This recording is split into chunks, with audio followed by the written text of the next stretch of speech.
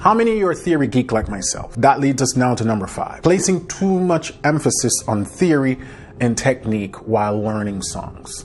This was the big one for me. And so the problem here is that I missed the big picture of how skills connect to actual music. For me, I was always trying to understand the why this work, how this work. And while there's definitely a positive side to that, being able to understand what you're doing, if you get too obsessed with the why and the how things work, you miss the big picture. Because remember that music is art. Theory comes after. Not music comes after, theory comes first. That's like putting the cart before the horse, right? The horse goes before the cart, the horse pulls the cart. Same thing, music is always changing and evolving and developing, and the theory lags behind because the theory is just there to explain what is being developed. And so because I was constantly living in the past, so to speak, trying to understand the theory, I didn't explore enough. I didn't try new things. I didn't just let my ears lead me and guide me. Because if I didn't know something, I just ignored it.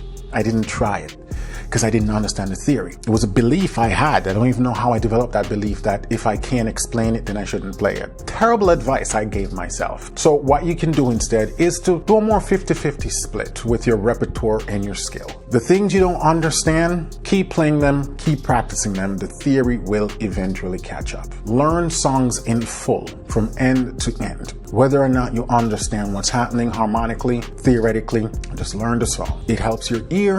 And like I said, as long as you're being diligent with keeping up with your theory, eventually it catches up. And you'll be like, oh, so this is what I've been playing all these years, or this is what this means that I couldn't quite understood last year when I was learning the song. Eventually catch up. You also want to extract like progressions and voicings from different songs, turn them into drills. So over at pianolessonwithwarren.com, I have a lot of little exercises that I create based on chords or runs or scales that is meant to not only help with the theory, but also sharpen your skills. So when you have to execute them in actual songs, you know what you're doing and you know why you're doing it, right? And you can also maintain a rotating set list. Learn, polish, reform, revisit. So it never has to do a sort of a one and done. Constantly going back to things with fresh ear, fresh perspectives, fresh ideas. The frequency at which you go back is going to vary based on your own preference, but never just learn and forget forever.